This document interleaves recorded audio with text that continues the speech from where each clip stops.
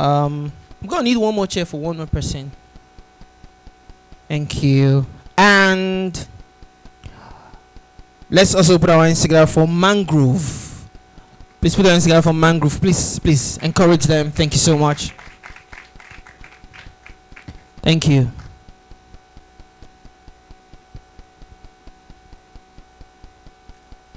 Thank you very much. If you are in the city, and these should be people that you know already.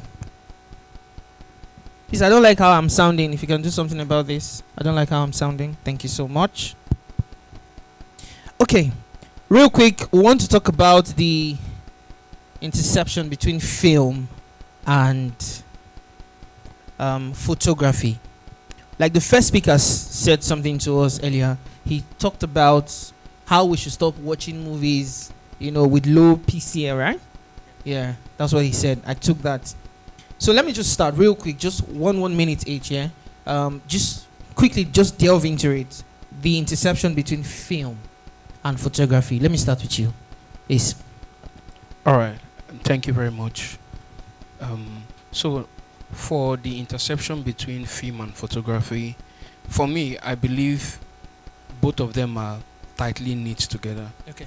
Because film has to do with motion, then images or pictures are still. Now, for filmmakers mostly, we as photographers, there's a role we always have to play, when it comes to filmmaking. For example, I would take the part of advertising.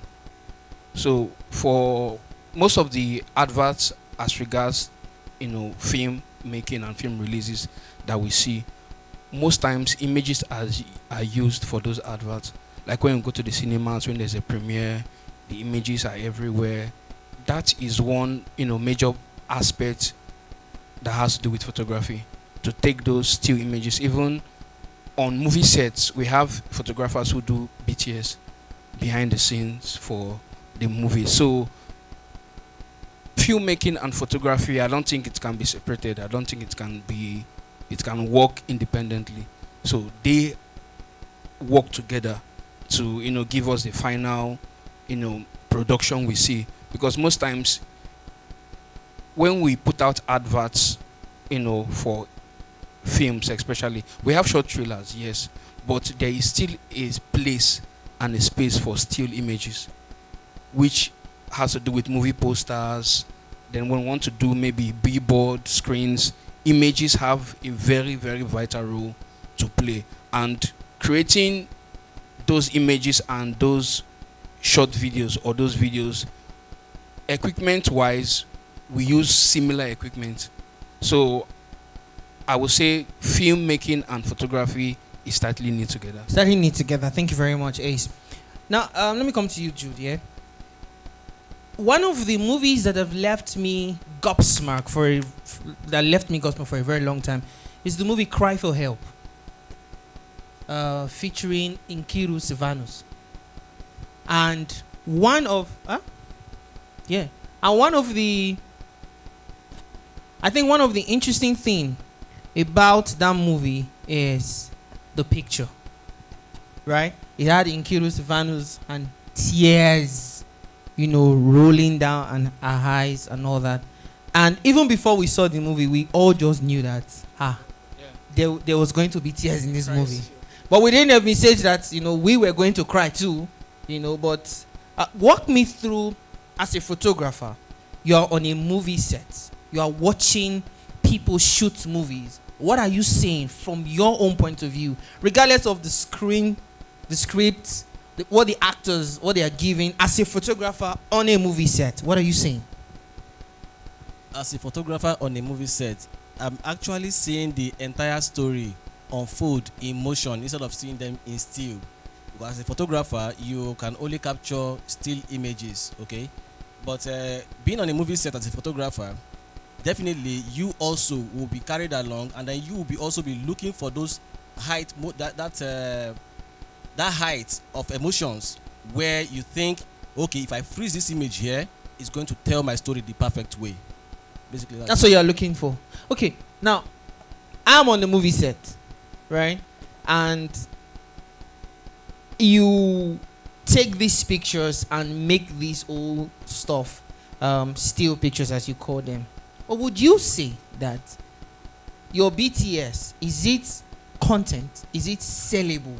Because I recently found out, guys, this is true. You can read this out for yourself. I found out that if you go to a photographer, for example, and you pay your photographer to snap your pictures, the photographer reserves the right to post you whenever they want. That's except you guys have a written agreement to say, do not post me, or you know they sell that right. Do you guys know this?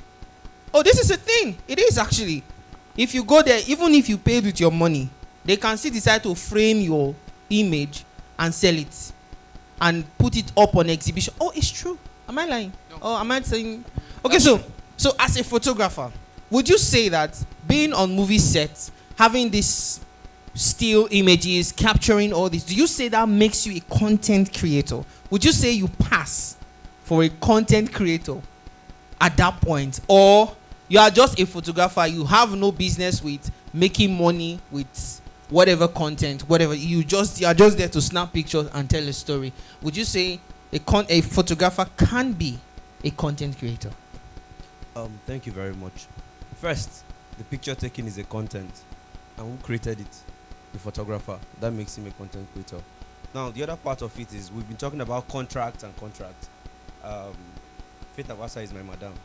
I call her my madam because in almost all of our productions, I handle BTS and still pictures. You understand? So, we have an agreement. We have a contract. There's a project we just finished, which is going through post-production. We have a contract. I have all the pictures, but I can't release any of them. They are my content for her brand, for our whole production. But they cannot be released up until we start promoting that film. Now, in so doing, I also have a right in pushing that content out. But while I do that, I am not going to do that at the detriment of the production, which I'm under, which I worked with. I will not do that at the detriment of the production, but I'll do that with the goal and the aim of helping the production, promoting the production, and then also promoting what I do as a photographer. So what we're trying to say is a photographer is also a content creator.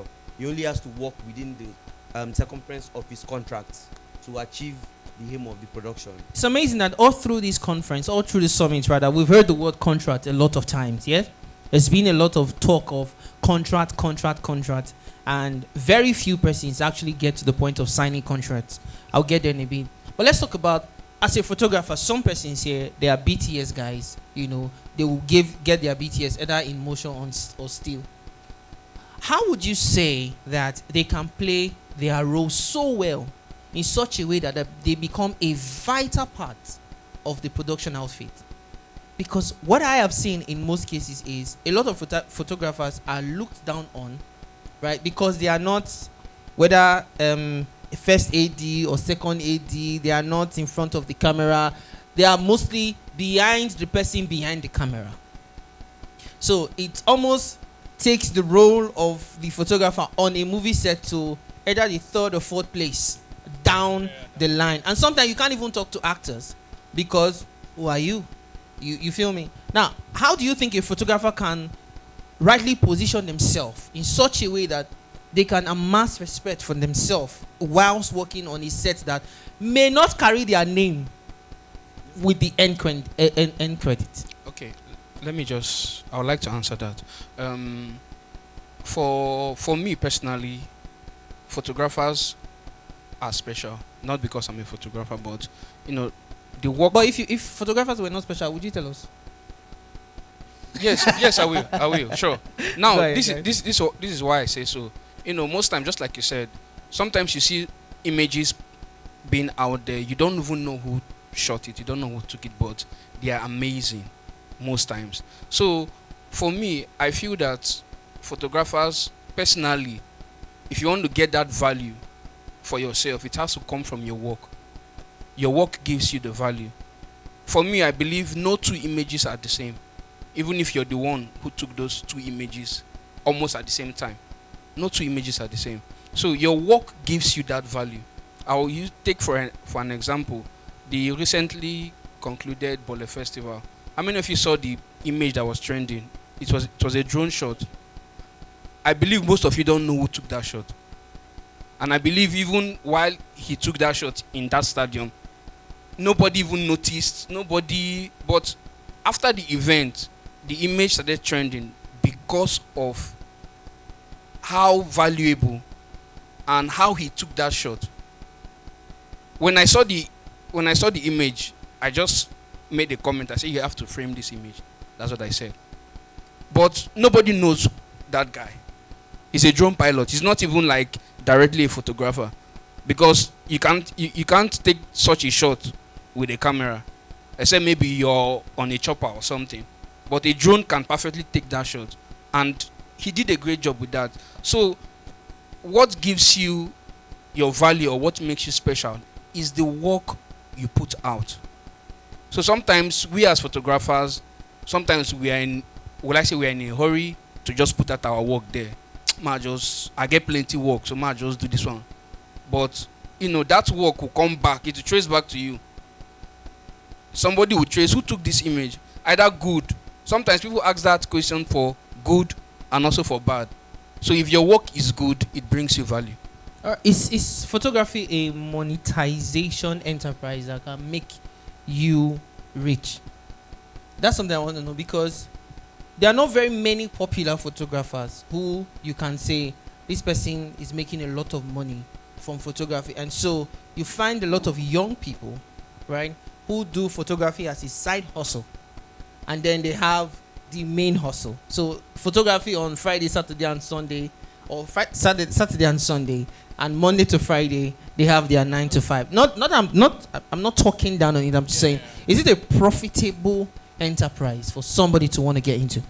Well, photography is a very lucrative business. It depends on how you position yourself and how you brand yourself, and then it depends on your exposure. I think I started photography over 15 years ago, and then when I started, I had to start looking for ways to make money from photography. I'm somebody who believes in playing outside of my zone, outside of my territory. Okay, so how can I reach the world? I had to start researching then. So I found these online stuffs, iStock, Shutterstock, and other stuff like that. So I go out, I take pictures. I take models out, we go into the forest, we take pictures. We go into the cities, we take pictures. And I put those pictures up there. I have earned in dollars using photography. I know somebody in Port Harcourt, or people in Port Harcourt, that earn at least 1,800,000 per event in this Port Harcourt. You understand? So it's a very lucrative business, provided you are creative about it. You know what you are really doing, and then you package and brand yourself properly. Mangrove, I have to wrap this up real quick. But finally, there are a lot of persons here that also do behind the scenes, for movie sets. Try to capture those salient moments that people may not see, that the videographer may not see, that even the director may not see. I remember this story of one of the Marvel studio. This guy said that the photographer caught that scene so well that it became their promotional material. That was not what they thought they were going to use, but it was so good that it became what they wanted to use, and eventually what they used. So I want to know from you, just to the young people sitting here, when they go behind the scene, what should they be looking for to capture? What moments should they look for to capture on every set that they are on? Okay, thank you very much. Now, there are two things here. If you're doing BTS and you're doing still photography for a production, there are two different things. BTS cuts across motion and still. Agreed. Now, if you're paid to do a BTS for a production, you're telling the story behind the making of the film. So, like you said, there is the gaffer, there are crew members and all the rest. Your work as a BTS person is, do not leave out any moment. It might just be a playful moment. Okay, she's left ball. We went to Uyo, a bomb golf resort to shoot and all the rest. And some of the moments we captured in making that film was a very playful moment. But when we're going through the processes again, we're all happy. So when the film will be out and we're telling the story, when you'll be like, how do we do this? Those are the things that are salient. They are key to the making of that film. When we went to the there was a scene we had at the beach and all the rest. We couldn't go to Bonny. We had to do it in Uyo, in Akwa Ibom State. And we got there, and then our actor was still in Lagos. We got there at about 2. Actor was still in Lagos. Flights cancelled. Actor got to Port Harcourt very late. Got to Uyo at about 9. We left there at about 12. So you see, those things, that was not the script actually. It was a daytime shoot that we moved to night. We had to improvise. Now those things the audience don't know.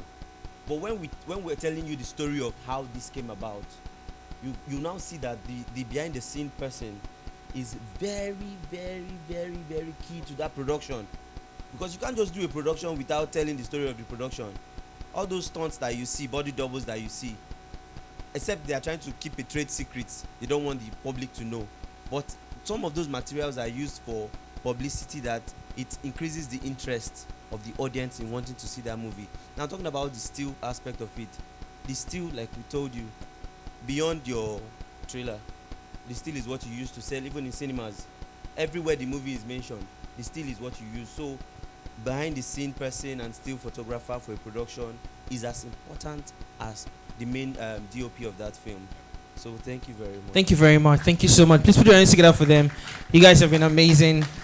This is a conversation that I do think that we're going to continue some other time, right? And then, like I said to you guys, we're packaging this event in such a way that you can always go back to it and check for those salient points. Now, I've been talking to Ace. He's an ace photographer. Also, Jude, and of course, Mangrove. You always find him in the mangrove. That's where he lives. Put your hands together for them one more time. Thank you very much, gentlemen. Thank you so much. All right.